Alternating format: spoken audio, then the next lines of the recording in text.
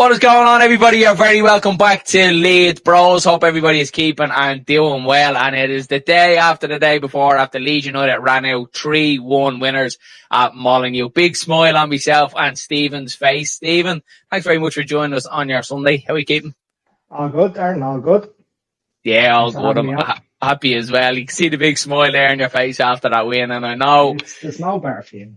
There isn't at all. Like that the day after Leeds match when you win, and it does make your weekend realistically. Like as us being Irish Leeds fans as well, we really kind of take it to the extreme, don't we? Especially when we're surrounded by the rest of them. I was just about to say, when you're sitting in an office and you're only Leeds fan there, and they're just waiting for you to come in. Well, what can we poke them with this morning? Like, so. Well, it's good to have you on, pal, for your debut. I know you've been on one of the fan halftime phone-ins, but nice to have you on, pal. But what did you make of the game yesterday? Obviously, great win for Leeds United away from home. Goals scored as well. Perfect, perfect. Overall, like I want to break it down into two halves. The first half, obviously, the shocker going down early after 8 minutes. We were all a bit disappointed, but I think after that we controlled the game. And then second half, I thought that was when Farke could really show what he's capable of. We didn't go for the juggler. We could have, but they had to score 2 goals to draw and 3 goals to win it. So I think he managed it really well. I think the substitutions were really well as well. But that's it, Stephen, because there's a little bit of criticism that I've seen kind of spill into this morning, which I don't understand after an away win in the Premier League against an established, look, they're a bad Wolves side, but they're still an established Premier League club, they've all the experience behind it. But some people are saying, we never went for it in the second half. And I kind of had a feeling going into the second half with being 3-1 up. And we know Daniel Farke is very risk averse, and it's not anti-football, but we speak a lot about Daniel Farke's game management and how he manages the game when we are ahead or we're behind. And I thought it was the perfect response. Wolves were always going to come out swinging. There was no way they were going to come out and sit back, and Leeds were going to go and dominate the game. And then it's risky, if he kind of fights fire with fire then and opens us up then as well. Well, then you have the risk then of drawing or possibly losing the game as well. So I thought he managed it perfectly well. And people giving out about substitutions as well. Look at Calvert-Lewin. Maybe should have came off a little bit earlier because I think probably about 10 minutes ago we felt that he looked a little bit drained. But I think then you're in that position, and if they nick one with 5 minutes to go and you're after changing it up. So it was a very, very fine line, I think, yesterday. And I think the significance of the game yesterday for Daniel Farke, I think he knew it, especially being 3-1 up. If the detrimental thing did happen and and they got it back to a draw or even went on and won the game, it would have looked really bad on Daniel Farke, wouldn't it? And going into the game yesterday, it didn't feel like a must win, but it felt like a must not lose, Stephen, didn't it? Because we speak about it all the time, the meltdown of some of the fans, and it just does seem to be a certain section of the Leeds fan base that you just want Daniel Farke to fail, and it's just hard to get your head around, isn't it? No, it is hard. And the flip side of that, you could have went pure negative in the second half. You could have brought on the likes of VR. To counteract the 2 big monsters of strikers that they had up front, and he didn't. Yeah. I still think we played well. We still had our chances. If you weren't expecting an onslaught from Wolves, you don't know football, because that's what was going to happen. We managed to, and as you said, it is strange. No matter what Farke does, there's always going to be a section that just want them either to fail, and if he's failing, we're failing. So I just don't get that whole mentality. It's like when we lose a game, it's Farke's fault, but when we win a game, it's because the players are good enough, and it's not Farke doesn't get any sort of credit for it. But yeah, look, you could sit here and talk all day about Daniel Farke, but I, for one, Stephen, the season overall, 5 games in, 7 points, Stephen, from the opening 5 games. Like, if you had said that to one of us at the start of the season, you're snapping your hand off as a newly promoted club. 100%, and let's think about the Fulham game. Didn't deserve to lose that. So that could be 8 points. The Arsenal game, I'm not even, that was a learning lesson. For me, that's gone. I'm not even done on that. But we better go, and Everton, look how good Everton have come lately. I know they lost to Liverpool yesterday, but they gave Liverpool a good game yesterday, especially in the second half. Yeah. Newcastle, and, a good Fulham side, and we brought them right to the brink. An own goal got them to 3 points, but no, overall, they had a cracking performance yesterday. They had a good 3-1 win against Brentford as well. They were really, really good. The football. I've seen that on Match of the Day. First time I've watched it in about a year. So Yeah, bro, I just think it's a fantastic start to the season now, the season as well, Stephen. And look at next week, obviously, myself and yourself are going to the Bournemouth game, and then it's Spurs after that as well. But I think it's a real good chance at Ellen Road, and we always say it as well. Like Leeds at Ellen Road, it always feels like that's an opportunity to go and get points. Look, they're not going to be easy games again. It's still Premier League opposition that you're coming up against. But I think we've put ourselves in a fantastic position, and you mentioned it as well after Arsenal. That was a massive learning curve, and I think that's what all the Leeds fan base was saying at the time, is that we need to take the lessons from this one and bring them into the next games, because if we don't, and we continue, being naive about this, it could be detrimental. But I think Farke is, I think he's managed it really, really well in a tough situation. Yeah, 100%. And I think Ellen Road is a leveler for us as well. It brings teams down to a level or two that we don't think we can compete against. Yeah. But the rest of the teams, I think, outside of the top 10, let's be honest, this league isn't great. We've every chance of beating anyone we come up against, realistically, especially at Ellen Road. Now, I'm not saying we're going to beat the likes of City and Liverpool, but give them a game, Yeah. That's it. Yeah, your head held high, isn't it? And again, exactly. I feel like a free hit. You know what I mean? And you're looking at it probably about 10 wins this season, Stephen. Look, and that's not too bad. Like 2 wins so far at all the first 5, 1 draw as well. Look, if we could pick up another 8 wins, which it does look very possible. And you look at the difference from Leeds this season is they're giving it a real good bash compared to the previous 2 seasons with the 3 promoted teams that have came up. They've been completely well off. Where Leeds, I think we're structured. We look hard to break down as well, hard to beat. Apart from obviously the Arsenal game as well, we keep bringing it back to the Arsenal game. But other than that, I think defensively we've looked absolutely solid, and through midfield as well, we look really good as well. And it is, look at those parts of that game yesterday. You look at and you think, we're still missing that little bit of an attacking threat. Okafor got a bit of criticism yesterday. I thought he took his goal fantastically well, and that's what it's about. But he's still learning as well, Stephen. It's going to take a while for him to bed in. He's finding this team. We have to give him time. We can't judge. Different players take different time. And he's trying. Do you know what? That's the best thing. He's trying to take on his own. He's trying to outrun, and he will, and he'll get better, and he's getting better. So no, the whole team is still gelling. You seen him playing balls there yesterday where he was having to go at Stack and saying, no, you should have been there, but that'll come. He will be there the next time, Yeah.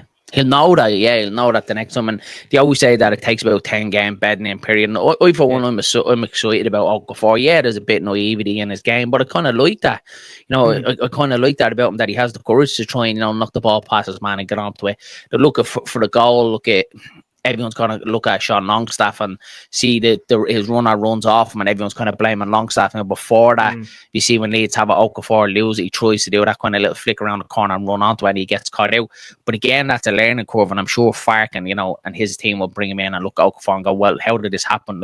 Where did we lose the ball from? And it did come from Okafor, but ultimately you look at Longstaff should have been tuned into his runner as well. But look, it was a poor goal to concede, very early on, and you kind of worry then, Stephen, don't you, that this is it now, how does this team respond? But we responded fantastically well, and the goal from Bogle, I think I watched Calvert-Lewin's goal about 10 times last night. Bogle's ball into the box was absolutely sensational, and the header as well, and Calvert-Lewin getting on the score sheet as well was fantastic. Yeah, and it's showing a different side. We didn't score them goals last season. We didn't score I can't remember scoring a cross into the box, from where Bogle's position is, just put it into the box into a big man. Obviously, we didn't have a big man at the time, but it's shown a different side. And that goal, how he stretched, how he was jumping backwards, looping. It was amazing. It was slow motion when I was watching it. I was like, it started going in. How he got to it. The ball was brilliant, and that's it. Put the ball into the box. And I thought Calvert-Lewin was excellent all game. He really, he pressed, he ran, He won the free kick. He's smart. He's one of them players I wouldn't like to play against. And it was a bit at the end. I was like, Farke, take him off. I thought he pulled up about 10 minutes to go. I was like, oh, this doesn't look great. And then he still stayed on. But listen, maybe Farke wants him there, wants him to be, to get more minutes. He hasn't played a lot of football. So, at the end of the day, he played great. And he can keep going like that. should be some player on the hands, like, you know. That's it, and he's a different dynamic, Stephen. Look, when he first comes in as well, you know, there's obviously there is the question marks there. Very much like the Solomon situation, he has the injury record behind him, but he came in, and for me, look, we know what happened at Sheffield Wednesday, his first game, a couple of chances missed, but he was in them positions for them chances. I thought he was very good against Fulham as well.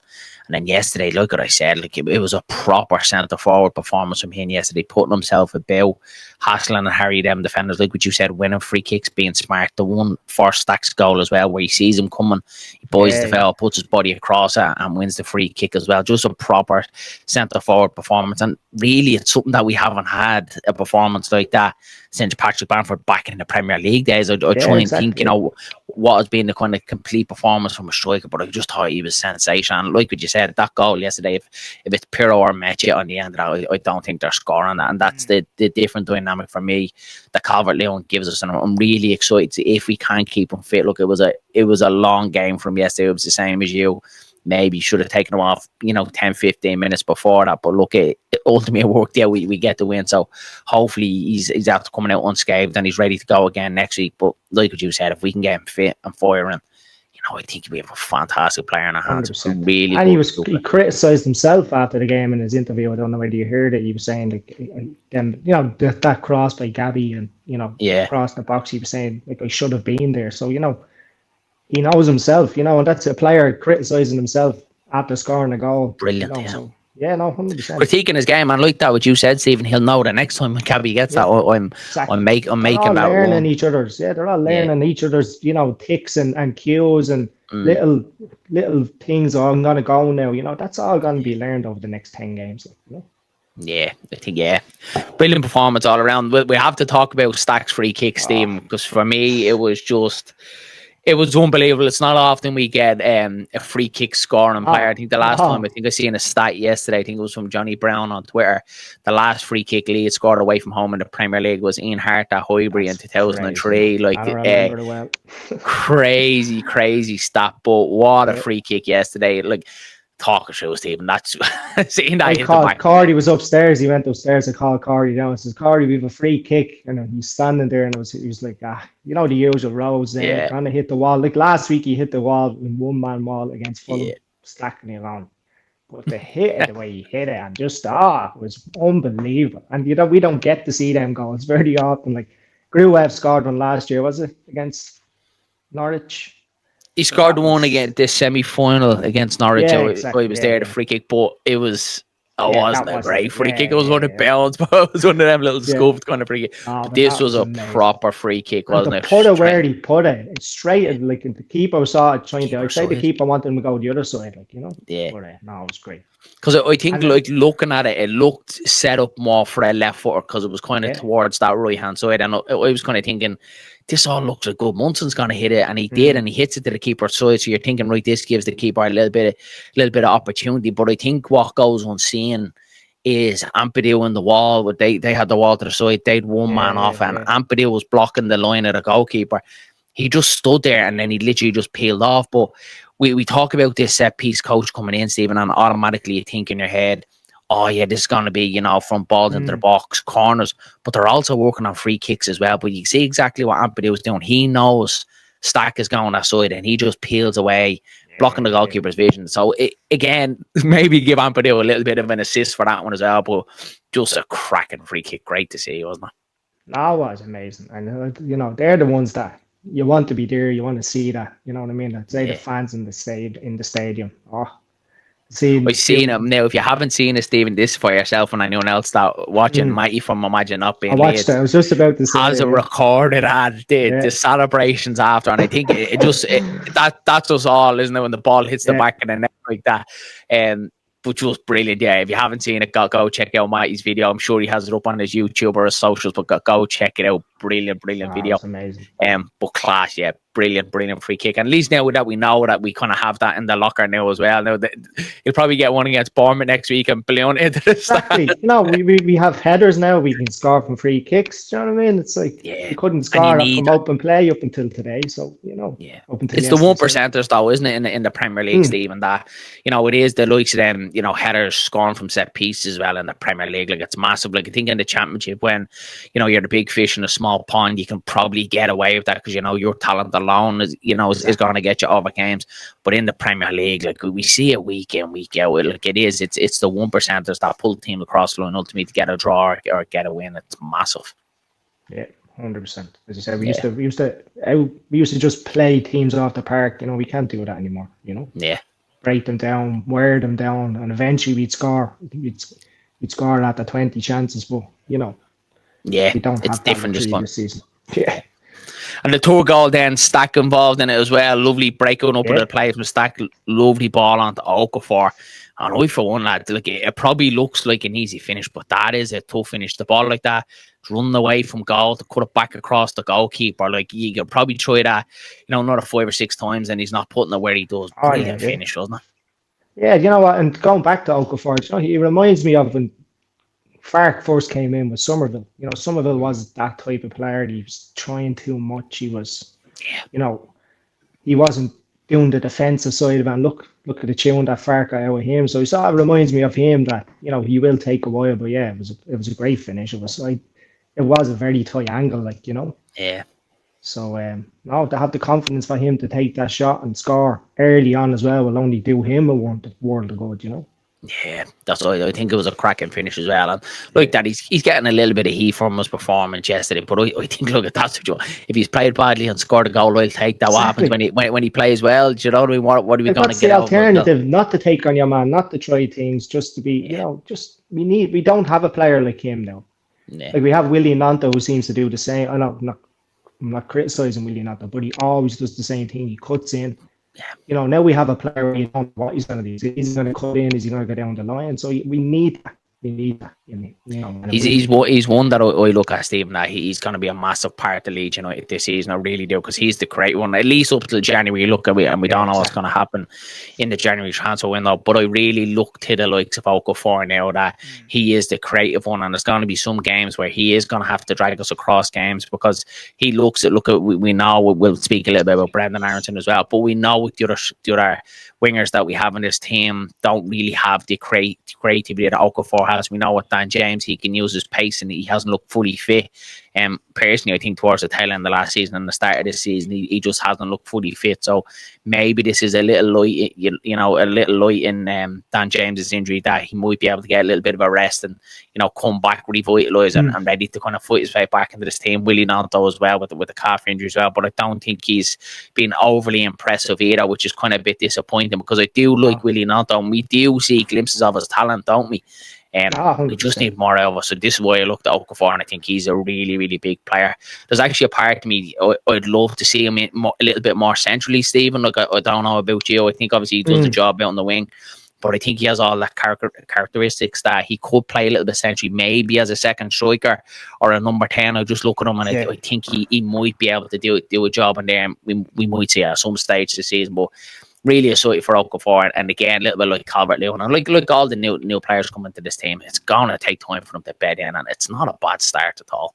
No. If this is the bedding in time of 7 points at this stage of the season, well, so be it. We could be a lot worse. So no, definitely will take time, but we haven't got off to a terrible start.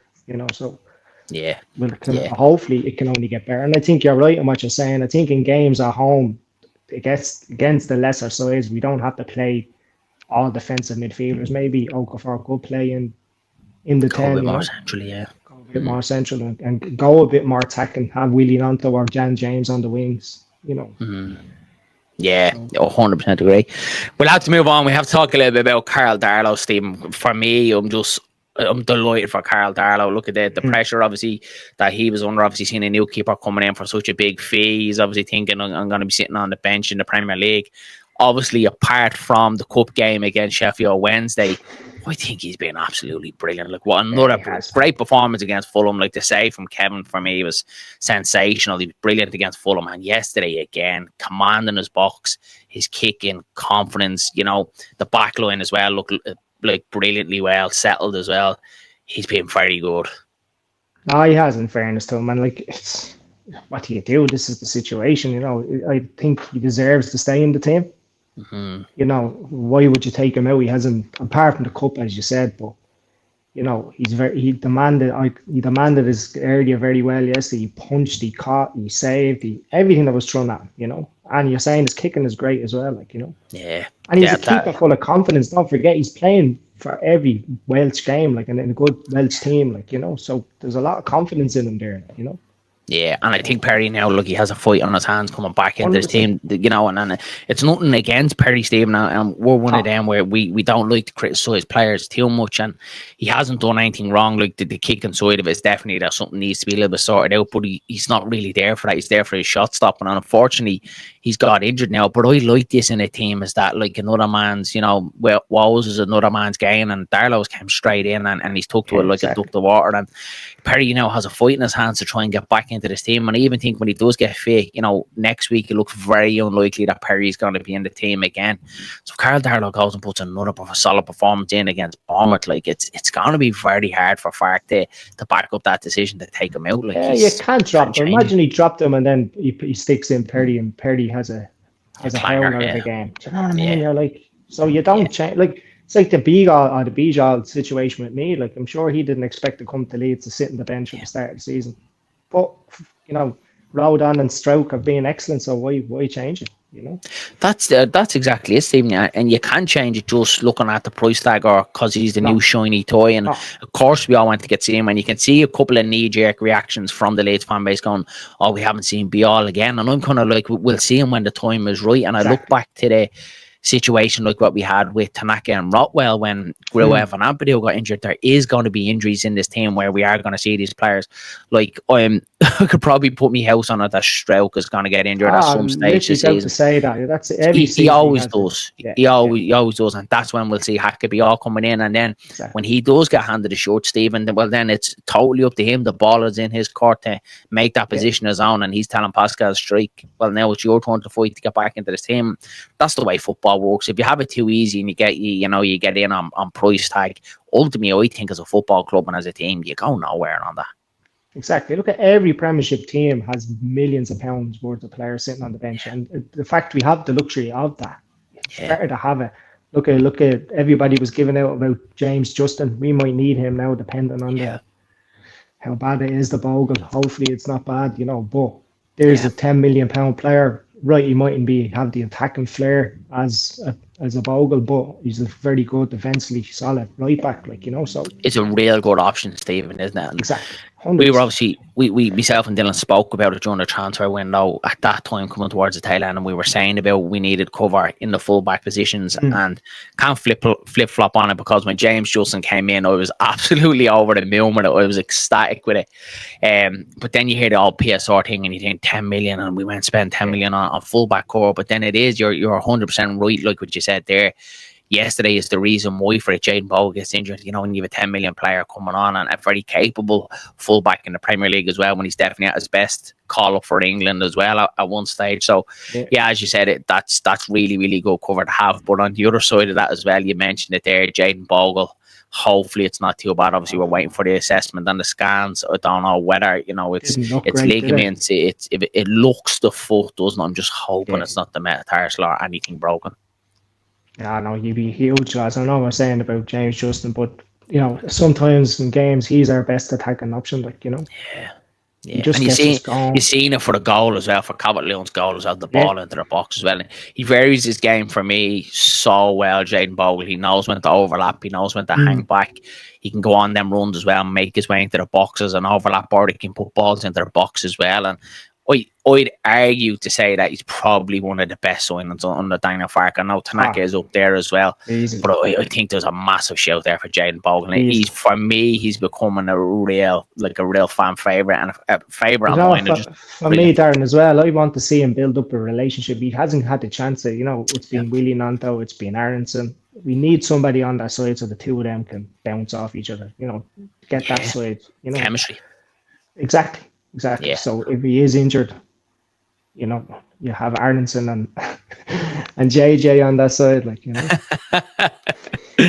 You mentioned it there, Brendan Aaronson, and we have to speak about him, Stephen, because we do talk about it a good bit. We talk every day about Leeds United, and we've talked a good bit about Brendan Aaronson over the last couple of weeks, and we've both criticised him, but I think we definitely have to give him his plaudits. Yesterday, 100%. Fulham, look, there's no doubt about it. He done his defensive side of the game, and I think as Leeds fans, and kind of for my own peace of mind, is that I have to realistically, think what is Brendan Aaronson about and what is output and what he can offer us. And look, we know going forward, he's not the most creative player. We know he can't really shoot, but what he can do in them attacking areas, he definitely makes up for it defensive wise. And the situation that Leeds United are in at the minute, with no creative players, we have the cards that we've been dealt now, and we're just gonna have to back him. But yesterday was a really good performance from Brendan Aaronson. He was, and we put it this way, I'd rather have him play with him than play against him, because he's an absolute pest on the picture. Do you know what I mean? Now, he would, as a teammate, also frustrate you because his output and his forward play is horrendous. Let's be honest, his decision making.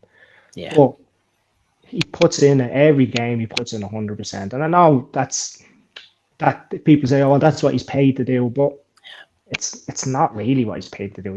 There's players out he there gives a bit more, I think, exactly, Stephen, exactly. to you. That's he what I gives mean. More, yeah. And I think maybe it's down to to do his lack of. He knows his own limits. Well, if I put in 100% every game and I get stuck in, like, make it hard for the opposition, the manager can't drop me, because every team needs a player like him. Yeah. Not saying that I'd rather him better going forward, but you take him out, you're losing defensively. Then you're losing that player who just harasses and never stops and never seems to run out of energy. And he's not as bad as he was when he doesn't spend half the time on the ground like he used to. Yeah. That used to really frustrate me. Now it's like every time he's on Agree. the ground. So I think he has a place in the team, and Farke obviously gets the best out of him, but hopefully he can improve the other side of his game as well. And if he does, well, then he'd be a really good asset. He'd be gone to Barcelona then, Stephen. Oh, yeah, I forgot about that. Yeah, sure, Jesus, I forgot about that.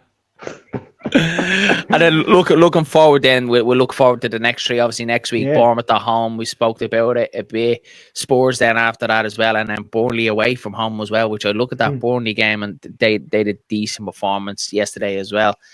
You looked at that Burnley game and you're thinking that could be a possible 3 points as well away from home. But the first two against Bournemouth next week, look, we know it's going to be tough for going to the game. So, of course, we're going to err to the side. Is that we can win this game. But Iriola, we know what type of manager he is. His tactical nails up against Daniel Farke. But what do you think Leeds United are over the next three games? Realistically, what should we be looking at points total-wise? I think we can win on Saturday. That's not just because I'm going, but it is. Yeah, it is. Yeah. But I think, as I said before, I think Ellen Road is a leveler for teams. I think it's just you don't lose games in Ellen Road. I shouldn't have said that. But Stephen, I'm gonna have to cut that. Definitely get that out of there. No, but I said, listen, I do think we can win. I think I might have the opinion we have the right to win now, but I think going to Ellen Road, Bournemouth haven't had a great start to the season. Spurs are a bit under Frank again, are not the Spurs of last season, so they're a much tougher team. They were unlucky yesterday. They were 2-0 down against Brighton. Exactly. Not a great start, but they were unlucky not to win it yesterday. Yeah, 100%. If you could get 4 points out of them two games, I'd be delighted. Yeah, and then going into Burnley, you have every chance of beating Burnley away. So, if you could get 4 points the next two games, and then, I'd be happy with 4. Anyway. Yeah, as I say, look, I think yesterday, Stephen, I think it was a real turning point for Daniel Farke yesterday. Look, I feared yesterday if result went against us, the kick back and probably, the damage that would do to this Leeds United side and the fan base as well. I think yesterday was a massive, massive win. I really do. That was like the best that we could have got yesterday. Like a draw, you still would have got a section of the fan base, saying it's not good enough. Wolves have lost all 4. We should be winning down there. I would have taken a point before it. I would have. To go and win it was absolutely fantastic. Like just a cracking win. for Leeds United, and it's kind of giving me the confidence, and it just shows, Steve, it doesn't know with football fans, like we're so fickle. Like after Fulham last week, after our last minute OG, we were all down on the dumps and we're all fearing and we're biting our nails, and can we deal with this season in the Premier League? Can we stay up? But I think that performance yesterday, and I know somebody's going to say, look, it's only one game, but I just think the manner of the performance yesterday, going 1-0 down, backs against the wall, and this team to fight their way back in. Look, we've mentioned it about Wolves, not a great start to the season, and I don't think they're going to be in the best shapes at all, but I'm really confident about Leeds United this season, and I'm confident under Daniel Farke as well that he will get enough out of these players, even with the cards that he's been dealt with no creativity. He looks like he's finding a way to win. We spoke about the small thing about Perry, his kicking as well. Would he change it up after Arsenal? We went to the Newcastle game and he did. Every time the ball came back to Perry, he was just pumping it long. Then there was no messing about with it at the back. And I do think we're seeing a different Daniel Farke this season, that he's looking at things a little bit more, more open rather than, my way. This is it. And the way he was in the Championship, and in fairness to him in the Championship, even you have to give it to him, it worked for him twice before. So of course he's going to have to stick to his guns in the Premier League. He knows it hasn't worked for him, so he needs to be a little bit more flexible in his game. And I think you've seen all different types of performances from Leeds United this season. At home, I think we've been brilliant against Everton. We were unlucky not to get more. Newcastle, possibly, for us, I think we should have won the game. And now away from home, he changed it up as well. So it's a good side to see that the Farke is learning as well. No, it is, definitely. And, in the Championship, he didn't have to change. It was we played one way and we beat most teams that way. This season, again, apart from the Everton game, but the Arsenal game, he has shown different sides to him himself. As you said, going into the second half yesterday, that's when I was sitting there going, this is Farke's time now. He has to prove here that we can, because we could see it one, it's 3-2. The fans, everyone's getting nervous. Then but he didn't. He stuck to his guns. He made them more defensive. They brought on 3 men straight away at the start. He had to change it straight away, and he did. So he's shown me that he can. Flexibility, isn't it? Flexibility, exactly, and at minutes' notice. You know what I mean? Whereas before he didn't have to do that. We just played the same way. He was stubborn with it, wasn't he? He stuck by it. And it is, look what I said, it is that I only look back now, and in the Championship he looked at it and he goes, well, this has worked for me twice before. I'm not deviating from this. I'm not deviating from my principles. I think when it got to the stage with Melier towards the tail end, it was like a unique situation where he was kind of forced into that decision to end up changing. Some people saying, Paraga was involved in that. I'm not too sure about that one, but I'm liking what I'm seeing from Daniel Farke so far this season, that ability to kind of change it and notice issues and stuff that's going on. And, people obviously saying yesterday with Brendan Aaronson starting the game as well yesterday, I think, if it was a Willie Nonto or Dan James available, you would have seen one of them starting the game. But like you said, he's doing what he can at the minute. I just think, fantastic win. Nice one on the road as well. And it really kind of relieves the pressure, I think, off us. But, Stephen, the burning question is, what do you think? We got enough to stay up? 100%. I definitely, for me, the biggest factor is we have a good squad, but the teams in the Premiership, they're not great. You know what I mean? Yeah. You look at some of the sides. I know last year, the sides that came up didn't really try. They never put in. It was just you went down at a West Ham as well yesterday. Exactly. Yeah, West Ham getting done as well yesterday. We've seen Wolves, Brentford weren't great as well. Now look, I think Potter might turn it around that West Ham. It just depends if they're going to give him the time down there. Toxic there. It's starting to turn, isn't it? But 100%. I agree with you, Stephen. I think there is teams worse off than us so far. And look, it's still a long way to go in this season as well. But I look at it go with hope. I have every confidence that Leeds United have enough to stay up.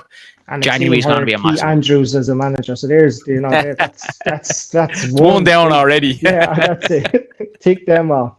We know that as Irishmen as well. Yeah. But Steve, look, it's been an absolute pleasure to have you on, Paul, getting your thoughts on the game yesterday. As always, I know you're probably the most positive Leeds fan that I've probably ever met. Try to stay positive. Yeah, try and stay positive all the time, even after the Arsenal game. Yeah. You definitely kept me back in check because I was about to porn it all down after the Arsenal game, but you definitely kept me in check. Said, look, it's Arsenal away, and you put me back in line. But any plans with anything else? You're up to the rest of the weekend? Yeah. So I'm gonna go out and continue on the celebrations of yesterday. Go have another walk and then drop into the local for a couple and see how the Well, other I'm Premiership doing teams are the getting on. exact same thing after this now. The kids are Yeah. going to get wrapped up. We're going to go for a walk to the playground. And then on the way back around the loop, I might pop in for a pint on a Sunday dinner That's see, too. we have a few pubs on our loop. Do you know what I mean? So we sneak our way in. Class. Absolutely love it. We'll leave it there, Stephen, again. Thanks very much for giving up your Sound time and there. coming on, having a chat with us here. So we'll leave it there, guys. Cheers. Thanks very much to everyone for popping in. Don't forget, drop a like on the video. And, of course, hit subscribe to the channel. So mind yourselves, mind each other. Catch you in the next one.